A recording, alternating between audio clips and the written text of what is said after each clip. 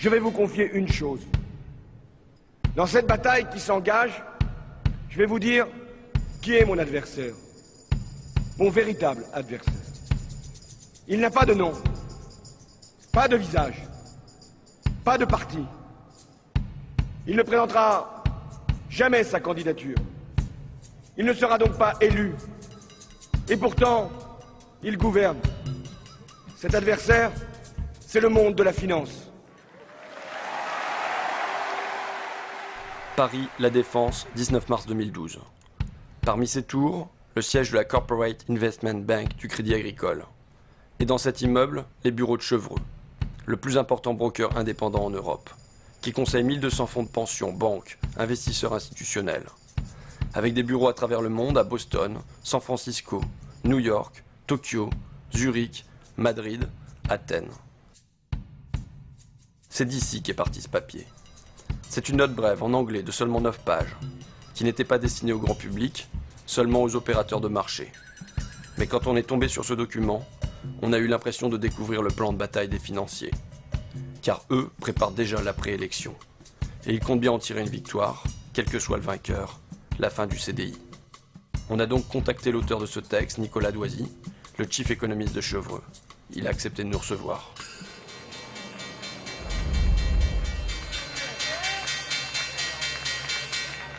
François Hollande va devoir déplaire soit au marché financier, soit à ses électeurs, puisqu'il est certain de ne pas parvenir à réconcilier les deux. Déjà, on a des investisseurs anglo-saxons qui s'étonnent du faible détail qu'on puisse avoir, qu'on reçoit des candidats dans leur programme. En fait, les candidats n'ont pas de programme, pour le faire simple. Les investisseurs anglo-saxons que je rencontre me demandent souvent, mais où est le programme? Je leur dis, il n'y en a pas, et pour cause, c'est un jeu tactique pour l'instant. Le programme, on saura une fois l'élection finie, et en fait, on le connaît déjà. Il sera imposé par l'appartenance à la zone euro. C'est ça le point important. C'est que le conflit d'objectifs que va avoir François Hollande, c'est rester dans la zone euro versus satisfaire les demandes de son électorat naturel. Les deux ne sont plus compatibles maintenant, on le voit depuis la crise grecque. Il sait qu'il sera pris à terme à un moment entre la pression de ses électeurs et la pression des marchés.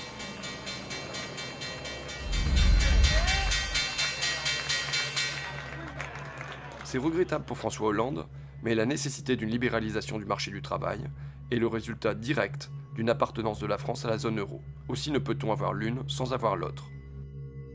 Vous vous dites non seulement François Hollande ne va pas tenir ses promesses électorales, mais en plus, c'est lui qui va devoir flexibiliser le marché du travail. C'est lui qui doit remettre en cause ce que vous appelez the famous CDI, le fameux CDI, contrat à durée indéterminée. Qui que soit le prochain président de la République française, c'est un travail qu'il va devoir faire, parce que tout simplement la pression des pairs dans la zone euro, la pression des pairs, c'est-à-dire de l'Italie, de l'Allemagne, de tous les autres pays. Quand vous regardez bien, l'Allemagne, au milieu des années 2000, a fait ce genre de réformes. L'Italie, l'Espagne sont obligés de les faire aujourd'hui, la Grèce aussi. Au nom de quoi la France pourrait-elle s'en dispenser? Ça revient finalement à réduire substantiellement un certain nombre de garanties dont ont bénéficié jusqu'à présent les titulaires de CDI notamment. Et donc à imposer plus de flexibilité aussi sur les travailleurs, les travailleurs français. Alors, juste une question qui me vient comme ça. Vous êtes en CDI ou vous n'êtes pas en CDI, monsieur Doisy? Je suis en CDI, bien évidemment. Voilà.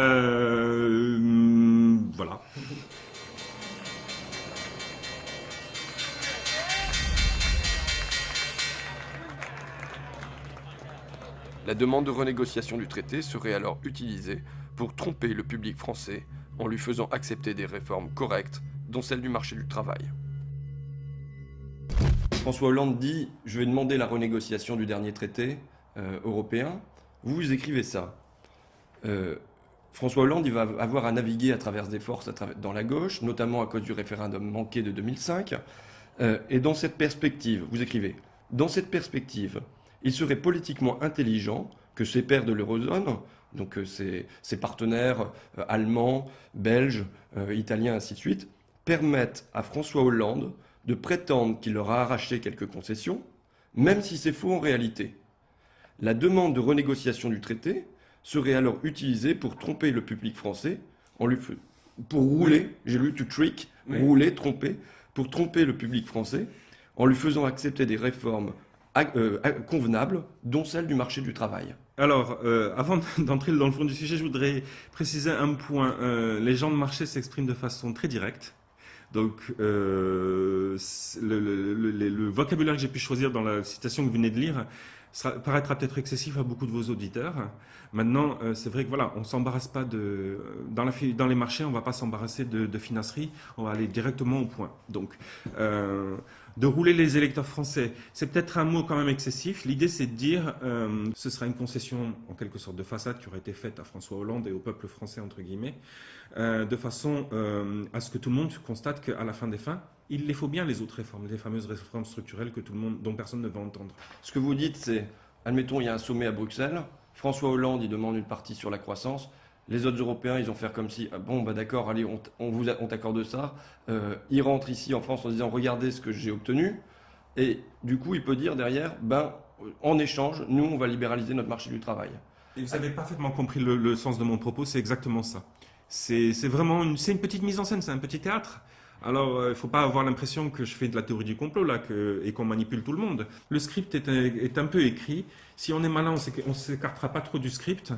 Et de cette façon-là, on arrive peut-être à faire passer la pilule de façon un peu plus simple que ça n'avait été le cas au début des années 80.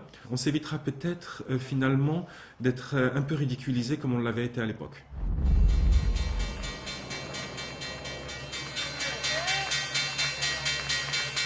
La pression des marchés devrait être une incitation suffisamment puissante pour que François Hollande évite de jouer à des jeux stupides. Maintenant, il y a un danger qui se présente. C'est la semaine qui vient de s'écouler, en particulier le week-end qui vient de s'écouler. On voit que Mélenchon est vraiment en phase ascendante. On a bien entendu ce week-end François Hollande qui dit « Oui, croyez-moi, ça va être du sérieux ma renégociation du traité ». Et bien sûr, il est bien obligé parce que avant de gagner le deuxième tour, ceux qui ont connu 2002 savent qu'il faut gagner le premier. Et quand on voit la montée en puissance de Mélenchon, ce qu'on se dit tout simplement, c'est qu'à partir de maintenant, il va bien falloir que Hollande commence à donner quelques gages à sa gauche. Et c'est là que ça va devenir un peu plus compliqué pour lui. Parce que les marchés vont commencer à comprendre, vont commencer à le sentir. C'est ça que je veux dire, c'est que le marché ne laissera pas passer de toute façon.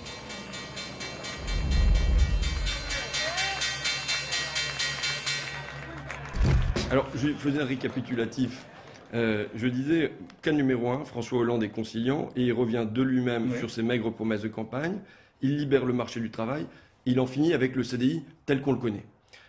Cas numéro 2, il lui faut une petite pression de ses partenaires européens, une petite concession qui lui serve de prétexte, et derrière, il libéralise le marché du travail.